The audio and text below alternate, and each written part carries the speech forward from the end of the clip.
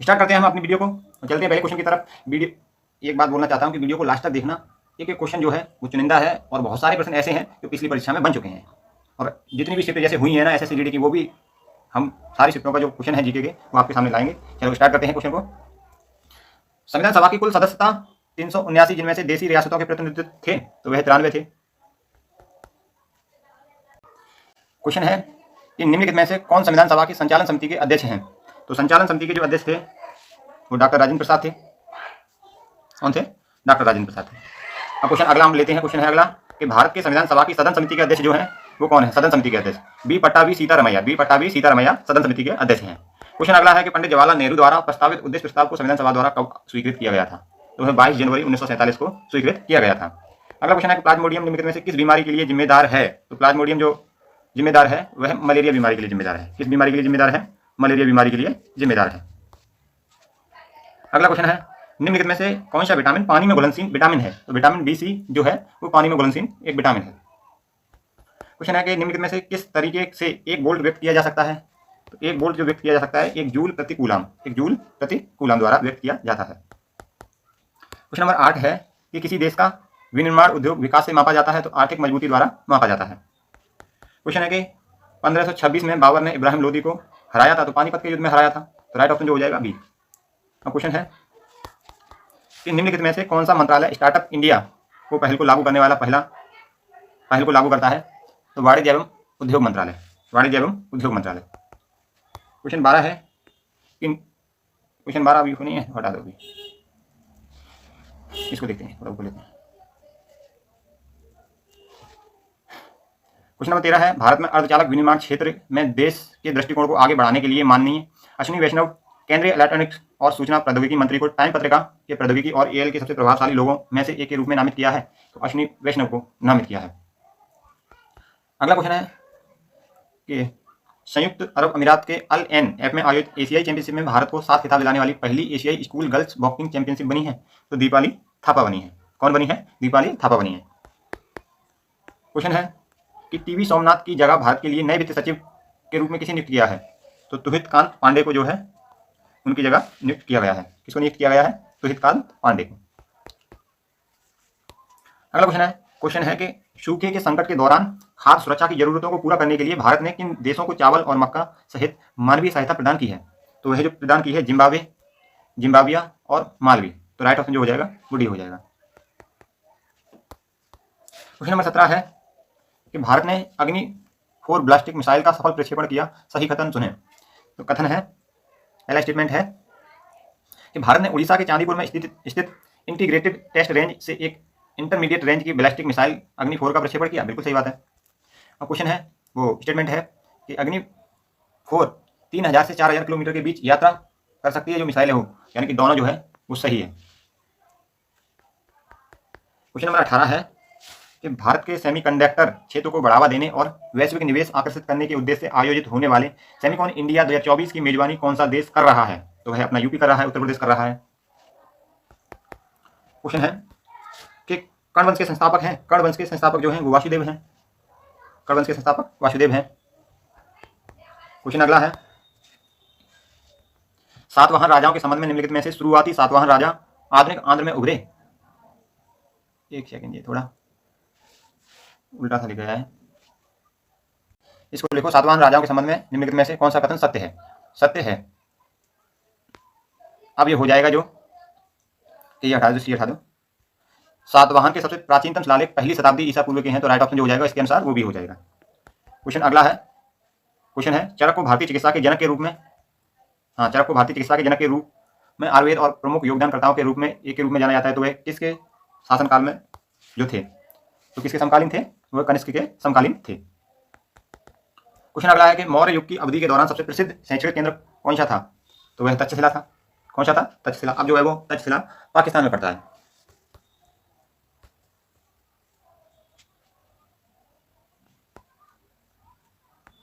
अगला क्वेश्चन है कि कनिष्क देश के राजवंश के शासक थे, तो कनिष्क जो है वो कुषाण वंश के शासक थे।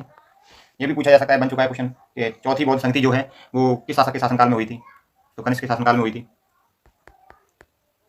क्वेश्चन है centre for research on energy and clean air CREA की रिपोर्ट के अनुसार 2023 के लिए भारत का सबसे प्रदूषित शहर कौन सा है? तो वह जो प्रदूषित शहर हो जाएगा वो बर्नीहाट हो जाएगा। कौन सा हो जाएगा? बर्नीहाट हो जाएगा। क्वेश्चन है कि ग्लोबल फायर रैंकिंग 2024 के अनुसार किस देश ने विश्व स्तर पर चौथा स्थान हासिल किया है? कौन सा स्थान किया है? चौथा स्थान हासिल किया है। तो अपना भारत, प्यारा भारत, किसने जो है वो चौथा स्थान हासिल किया है। अब पूछा जाए 4 देश हैं, जिनमें से 3 जो आगे हैं वो कौन कौन से हैं पूछ लिया जाए। तो जैसे USA हुआ, वो फर्स्ट नंबर पे, रसिया है जो दूसरे नंबर पे, चीन है जो तीसरे नंबर पे, और चौथे नंबर पे जो है अपना वो प्यारा भारत है। क्वेश्चन है कि जनवरी 2024 में किस मंत्रालय ने the Indian economic a review शीर्षक से रिपोर्ट जारी की है? तो इसका आंसर जो हो जाएगा वो वित्त मंत्रालय हो जाएगा। तो राइट ऑप्शन जो होगा वो भी हो जाएगा वित्त मंत्रालय। अब अगला क्वेश्चन है कि क्वेश्चन 27 है कि 2024 में ब्रांड्स रिपोर्ट्स के अनुसार किस IT सेवा ब्रांड को दुनिया का सबसे मूल्यवान माना गया है? तो वह एक्सचेंजर हो जाएगा, एक्सचेंजर रिपोर्ट। क्वेश्चन है कि क्वेश्चन 28 है कि 2023 में भ्रष्टाचार धारण सूचकांक के अनुसार निम्नलिखित में से कौन सा देश सबसे कम भ्रष्टाचार रहा है? तो वह डेनमार्क रहा है, डेनमार्क रहा है। जनवरी 2024 में हेनली पासपोर्ट इंडेक्स पर भारत की रैंक क्या है? तो 80 है। कितनी है? 80 है। अगला क्वेश्चन है निम्नलिखित में से कौन सा शहर गुप्त वंश के पतन के बाद शासन करने वाले पुष्यभूति वंश की राजधानी थी? तो पुष्यभूति वंश की जो राजधानी थी वो थानेश्वर थी, थानेश्वर थी। अब ये भी पूछा जाए कि जो हर्षवर्धन ने राजधानी थानेश्वर से कहाँ स्थानांतरित की, ये भी क्वेश्चन परीक्षा में बन चुका है। तो उन्होंने कन्नौज राजधानी स्थानांतरित की। क्वेश्चन है कि हर्षवर्धन ने गौड़ साम्राज्य के शासक के विरुद्ध युद्ध की घोषणा की? तो वह जो कि शशांक शासक के विरुद्ध जो है युद्ध की घोषणा की। क्वेश्चन नंबर 32 है कि प्रसिद्ध राजा पुलकेशिन द्वितीय निम्नलिखित में से किस राजवंश से थे? तो वह चालुक्य वंश से जो संबंधित थे। अब ये भी पूछा जाएगा कि 618 ईस्वी में जो है एक युद्ध हुआ, वो भी कहाँ हुआ? नर्मदा नदी के तट पर। कहाँ हुआ? नर्मदा नदी के तट पर, जहां पुलकेशिन द्वितीय ने हर्षवर्धन को हराया था। तो ये भी क्वेश्चन परीक्षा में बन चुका है आपके लिए। क्वेश्चन है कि हर्षवर्धन के शासनकाल में कौन सी चीनी तीर्थयात्री भारत आया था? तो वह हैंसोंग आया था। कौन आया था? हैंसोंग। पूछा जाए कि फाहियान किसके शासनकाल में आया था? तो ये चंद्रगुप्त द्वितीय के शासनकाल में आया था। किसके शासनकाल में आया था? चंद्रगुप्त द्वितीय के साथ। अगला क्वेश्चन है कि हैंसोंग के नालंदा विहार के भ्रमण समय वहां का निवासी कौन सा प्रमुख था? तो शीलभद्र था। कौन प्रमुख था? शीलभद्र था। क्वेश्चन 36 है कि निम्नलिखित में से किस पल्लव के शासनकाल के दौरान हैंसोंग ने पल्लव की राजधानी कांची का दौरा किया? तो नरसिंह वर्मन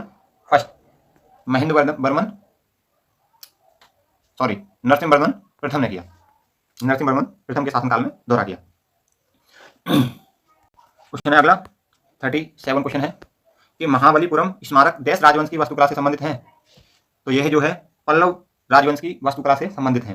किस राजवंश से संबंधित है? पल्लव राजवंश से संबंधित है। क्वेश्चन है कि चालुक्यों की राजधानी कहाँ स्थित थी? तो चालुक्यों की राजधानी जो स्थित थी वो वातापी थी। अब ये भी पूछा जाएगा कि वातापी को, एक मिनट, वातापी राजधानी थी, वातापी को बादामी के नाम से भी जानते थे, बादामी भी लिखा जाता है, बादामी। क्वेश्चन है कि हर्षवर्धन के 2 महान धार्मिक सम्मेलन का आयोजन कहाँ किया गया था? तो प्रयाग और कन्नौज में किया गया था। प्रयाग और कन्नौज में किया गया था।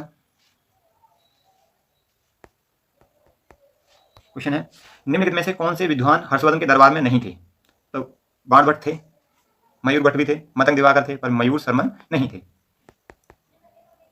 क्वेश्चन है गुप्त साम्राज्य के पतन के बाद निम्नलिखित में से कौन सा राजवंश उत्तर भारत में उदित हुआ? तो वह है जो मुखिल राजवंश, पुष्यभूति राजवंश, शशांक राजवंश जो है वे उदित हुए। तो यानी कि राइट ऑप्शन जो हो जाएगा वो 1, 2, 3 ये उदित हुए। क्वेश्चन अगला है कि रवि कीर्ति ने निम्नलिखित में से किस चालुक्य शासक की प्रशस्ति की रचना की है? तो पुलकेशिन द्वितीय की है, उनके राजकवि थे। क्वेश्चन नंबर 43 है पल्लव के दौरान धर्म के संबंध में दिए गए कथनों में कौन सा कथन गलत है? तो अधिकांश पल्लव राजा वैष्णववाद के अनुयायी थे, यह गलत है। बी वाला स्टेटमेंट जो है वो गलत है और बाकी सब सही है। क्वेश्चन है कि हर्षवर्धन और पुलकेशिन द्वितीय के बीच युद्ध हुआ, वह किस नदी के तट पर हुआ? तो मैं पहले ही बता चुका हूं, नर्मदा नदी के तट पर हुआ है। किस नदी के तट पर हुआ है? नर्मदा नदी के तट पर हुआ है। अगला क्वेश्चन है कि निम्नलिखित में से कौन वाकाटक राजवंश के संस्थापक थे? विंध्या शक्ति जो थे वो वाकाटक राजवंश के संस्थापक थे। विंध्या शक्ति जो थे वो वाकाटक राजवंश के संस्थापक थे। अगला क्वेश्चन है अगला कि हर्षवर्धन के दरबार में बहुत समय बिताया और उसने जो कुछ भी देखा विस्तृत विवरण दिया। तो अब इसका बदला हुआ नाम आया है कि जुहानझोंग, ताकि बच्चा गलत ऑप्शन पे जाए, जुहानझोंग। वैसे इसका नाम तो हैंसोंग लिखकर देते हैं, पर यहाँ दिया है उसने दूसरा नाम जुहानझोंग। क्वेश्चन है कि हैंसोंग के अनुसार नालंदा बौद्ध मठ देश के नए प्रवेशकों से कठिन प्रश्न पूछते थे जिनका उत्तर देना बहुत कठिन होता था। तो वह कौन पूछते थे? द्वारपाल पूछते थे। द्वारपाल पूछते थे।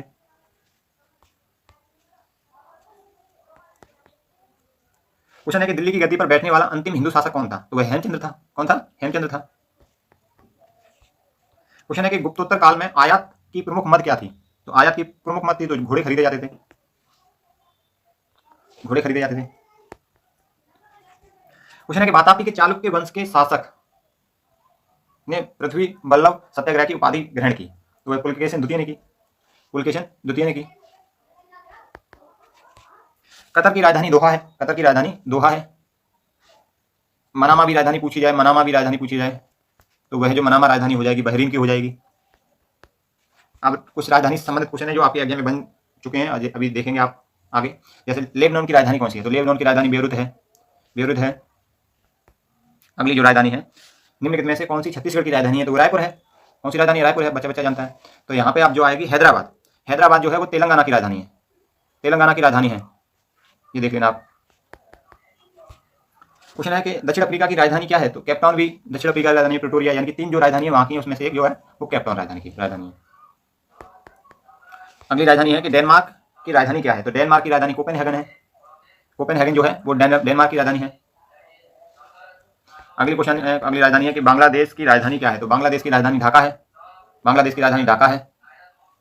और इटली की राजधानी क्या है? रोम। रोम इटली की राजधानी है। राजधानी है कि न्यूजीलैंड की राजधानी क्या है? तो न्यूजीलैंड की जो राजधानी है वेलिंगटन। वेलिंगटन जो राजधानी है वो न्यूजीलैंड की राजधानी है। क्वेश्चन है कि नेपाल की आधिकारिक मुद्रा क्या है? तो नेपाली रुपया है। नेपाली रुपया है। और टका कहाँ चलता है? बांग्लादेश में चलता है। क्वेश्चन है कि म्यांमार की मुद्रा क्या है? तो म्यांमार की मुद्रा क्या है? तो म्यांमार की मुद्रा जो हो जाएगी वो क्यात हो जाएगी। म्यांमार की मुद्रा क्या हो जाएगी? वो क्यात हो जाएगी। अगला क्वेश्चन है कि अरुणाचल प्रदेश की राजधानी क्या है? अरुणाचल प्रदेश की, तो अरुणाचल प्रदेश की राजधानी जो है ईटानगर है। ईटानगर है। शिलोंग मेघालय की राजधानी है, ये भी ध्यान रख लेना। तो वैसे राज्यों की राजधानी आजकल कम पूछी जा रही हैं, और जो देशों हैं, देश और उनकी मुद्राएं हैं, रिसेंट में भी यूपी पुलिस का एग्जाम हुआ है, वहाँ पे भी राजधानी पूछी गई है, मुद्राएं पूछी गई हैं। मैंने भी बहुत सारे एग्जाम के एनालिसिस किए हैं और आंसर की भी देखी हैं। तो बहुत सारी जो है वो राजधानी और मुद्रा से संबंधित क्वेश्चन बनते रहते हैं। राष्ट्रीय उद्यान है और करंट अफेयर्स के क्वेश्चन। क्वेश्चन है कि युगांडा की राजधानी क्या है? तो युगांडा की राजधानी कंपाला है। क्वेश्चन है कि ऑस्ट्रेलिया की राजधानी क्या है? ऑस्ट्रेलिया की राजधानी कैनबरा है। कैनबरा जो है वो ऑस्ट्रेलिया की राजधानी है। अजरबैजान की राजधानी क्या है? अजरबैजान, तो अजरबैजान की राजधानी जो है वो बाकू है। पूछा जाए कि दमश्क किसकी राजधानी है? तो सीरिया की राजधानी है। दमश्क किसकी राजधानी है? सीरिया की राजधानी है। मनामा पूछ ले, मनामा, मनामा अभी बताया था, बहरीन की राजधानी मनामा है। क्वेश्चन है कि सीरिया, हाँ यहाँ आ गया देखो, सीरिया की राजधानी क्या है? दमश्क है। अगला है कि भूटान की राजधानी क्या है? तो भूटान की राजधानी तो सबको पता है, थिम्पू राजधानी है भूटान की, थिम्पू है। क्वेश्चन है कि टोक्यो निम्नलिखित में से किस देश की राजधानी है? टोक्यो, टोक्यो में तो अभी खेल हुए थे 2020 में, जापान की राजधानी है। क्वेश्चन है कि एथेंस निम्नलिखित में से किस देश की राजधानी है? तो यूनान यानी कि ग्रीस, यूनान यानी ग्रीस की राजधानी है। पूछा जाए कि ओलंपिक खेल की शुरुआत कहाँ हुई थी? तो वो ग्रीस और एथेंस में ही सबसे पहले शुरुआत हुई थी। क्वेश्चन है कि ब्रासीलिया निम्नलिखित में से देशों की किसकी राजधानी है? ब्रासीलिया, तो ब्रासीलिया ब्राजील की राजधानी है। ब्रासीलिया जो है वो ब्राजील की राजधानी है। अगला क्वेश्चन है कि नैरोबी निम्नलिखित में से किस देश की राजधानी है? तो नैरोबी जो है वो केन्या देश की राजधानी है। किस देश की राजधानी है? केन्या देश की राजधानी है। अगला क्वेश्चन है यूक्रेन की राजधानी, एक सेकंड, यूक्रेन की राजधानी क्या है? तो अभी यूक्रेन पे रशिया जो है आक्रमण कर रहा था, मतलब युद्ध चल रहा था, तो अब वहाँ की जो राजधानी है वो कीव है, इसलिए वो चर्चा में रही और पूछ भी ली गई एग्जाम में। तो यूक्रेन की राजधानी कीव है। अगला क्वेश्चन है कि एक मिनट, मूल्य सूचकांक है, तो मूल्य सूचकांक में क्या क्या आर्थिक साधन आते हैं क्या? बिल्कुल बात सही बात है, आते हैं। सांख्यिकी साधन ये दोनों आते हैं, सामाजिक और राजनीतिक, यानी कि राइट ऑप्शन जो हो जाएगा वो ए और बी दोनों हो जाएगा। अगला क्वेश्चन है कि कमोडिटी के लिए बाजार संतुलन किसके द्वारा निर्धारित किया जाता है? तो बाजार संतुलन जो है, एक सेकंड, मांग, कमोडिटी की मांग और आपूर्ति शक्तियों का संतुलन इसके द्वारा निर्धारित किया जाता है। क्वेश्चन है कि भारत में राष्ट्रीय आय की गणना कौन करता है? तो राष्ट्रीय सांख्यिकी कार्यालय, राष्ट्रीय सांख्यिकी कार्यालय जो है करता है। एक सेकंड, राष्ट्रीय सांख्यिकी कार्यालय करता है। अभी रिसेंट में यूपी पुलिस का एग्जाम हुआ है तो उसमें पूछा गया था कि जीडीपी की गणना जो है वो कौन करता है? 25 तारीख की पहली शिफ्ट में पूछा गया था क्वेश्चन कि जीडीपी की गणना कौन करता है? तो भारतीय राष्ट्रीय सांख्यिकी कार्यालय जो है वही करता है, राष्ट्रीय सांख्यिकी कार्यालय। क्वेश्चन है कि शुद्ध राष्ट्रीय उत्पाद प्राप्त करने के लिए हम सकल राष्ट्रीय उत्पाद में से क्या घटाते हैं? तो हानि या मूल्य ह्रास घटाते हैं। क्या घटाते हैं? हानि या मूल्य ह्रास घटाते हैं। क्वेश्चन नंबर 77 है कि गिनी गुणांक किसके लिए प्रयोग किया जाता है? तो गिनी गुणांक जो है आय असमानता के लिए प्रयोग किया जाता है। किसके लिए प्रयोग किया जाता है? आय असमानता के लिए प्रयोग किया जाता है। क्वेश्चन 78 है कि निम्नलिखित में से किसे राष्ट्रीय विकास और प्रगति का दुनिया का सबसे शक्तिशाली सांख्यिकी संकेतक माना गया है? तो जीडीपी को माना गया है। किसको माना गया है? जीडीपी को माना गया है। क्वेश्चन है कि सकल राष्ट्रीय उत्पाद में डैश शामिल है, यानी कि सकल राष्ट्रीय उत्पाद में घरेलू व विदेशी उत्पादन दोनों शामिल हैं। क्या शामिल है? घरेलू व विदेशी उत्पादन दोनों शामिल हैं। अगला क्वेश्चन है कि मंदी को परिभाषित किया जाता है, मंदी को परिभाषित किया जाता है आर्थिक गतिविधियों में गिरावट, आर्थिक गतिविधियों में गिरावट से परिभाषित किया जाता है। क्वेश्चन है कि संसाधनों के विकास में इनमें से कौन प्रमुख समस्या नहीं है?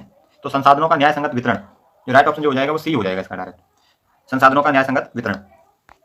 अगला क्वेश्चन है कि क्रोन किस देश की मुद्रा है? तो क्रोन किस देश की मुद्रा है? वो नॉर्वे की है। नॉर्वे की जो है वो वहां की मुद्रा है। और बांग्लादेश की टका, टका जो है बांग्लादेश की मुद्रा है। अब पूछा जाए कि ज्योलिटी जो है वो कहाँ की मुद्रा है? तो ज्योलिटी जो है पोलैंड की मुद्रा है। यूपैट में बन चुका है ज्योलिटी पोलैंड की मुद्रा जो है। पीटी की परीक्षा जो होती है यूपी ट्रिपल एस के द्वारा, उसमें ये क्वेश्चन बन चुका है कि ज्योलिटी किस देश की मुद्रा है।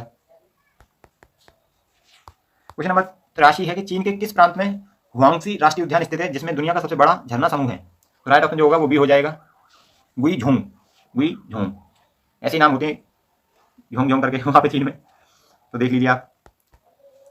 संविधान सभा भारतीय स्वतंत्रता अधिनियम 1947 की धारा देश द्वारा मान्यता दी गई थी।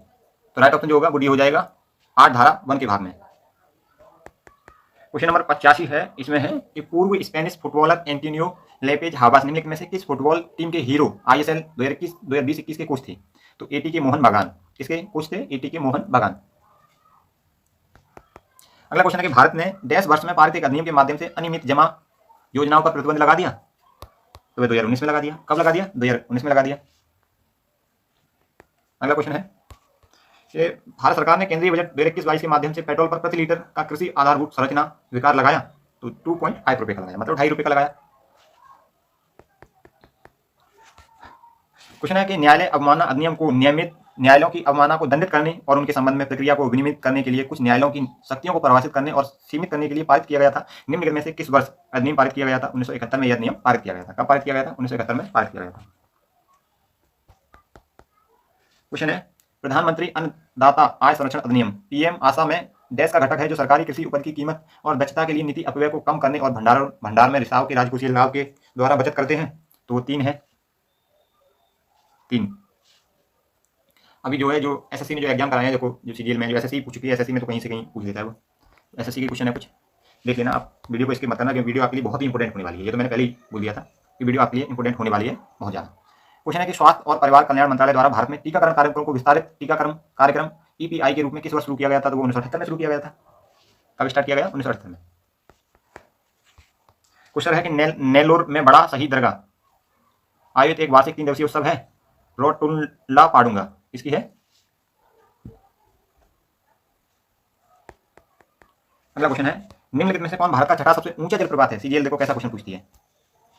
थाईयार जलप्रपात, थाईयार जलप्रपात।